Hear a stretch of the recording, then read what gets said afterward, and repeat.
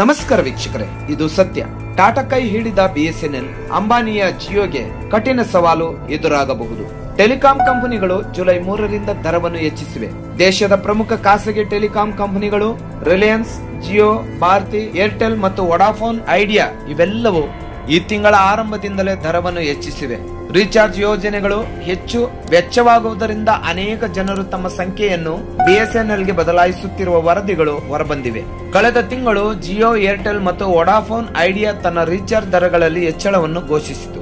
ಜಿಯೋ ಮತ್ತು ಏರ್ಟೆಲ್ ಹೊಸ ದರಗಳು ಜುಲೈ 3, 2024ರಿಂದ ಜಾರಿಗೆ ಬಂದರೆ, ವೊಡಾಫೋನ್ ಐಡಿಯಾ ದರ ಹೆಚ್ಚಳವು ಜುಲೈ 4ರಂದು ಅಂದರೆ ಮರುದಿನವೇ ಜಾರಿಗೆ ಬಂದಿದೆ. ಇದರ ನಂತರ ಬಿಎಸ್ಎನ್ಎಲ್ ದರಗಳು ತುಲನಾತ್ಮಕವಾಗಿ ಕಡಿಮೆ ಎಂದು ವರದಿಗಳು ಬಂದವು. ನಂತರ ದೊಡ್ಡ ಪ್ರಮಾಣದ ಮೊಬೈಲ್ ನಂಬರ್ ಪೋರ್ಟಿಂಗ್ ನಡೆದಿದೆ ಎಂದು ವರದಿಗಳು ಸೂಚಿಸುತ್ತವೆ. ಟೆಲಿಕಾಂ ಕಂಪನಿಗಳ ದರ ಹೆಚ್ಚಳದ ವಿರುದ್ಧ ಅನೇಕ ಜನರು ಸಾಮಾಜಿಕ ಜಾಲತಾಣಗಳಲ್ಲಿ ಪ್ರತಿಕ್ರಿಯಿಸುತ್ತಿದ್ದಾರೆ. ಅಂಬಾನಿಯವರ ಜಿಯೋ ಅತಿ ಹೆಚ್ಚು ದರಗಳನ್ನು ಹೆಚ್ಚಿಸಿದೆ. ಹೆಚ್ಚಳವು 12% 25% ಇರುತ್ತದೆ. ಏರ್ಟೆಲ್ 11% 21% ಹೆಚ್ಚಿಸಿದೆ. ವೊಡಾಫೋನ್ ಐಡಿಯಾ 10% 21% ದರಗಳನ್ನು ಹೆಚ್ಚಿಸಿದೆ. ಇದರೊಂದಿಗೆ ಅನೇಕ ಜಿಯೋ ಬಳಕೆದಾರರು ಬಿಎಸ್ಎನ್ಎಲ್ ಗೆ ಬದಲಾಯಿಸಿದ್ದಾರೆ.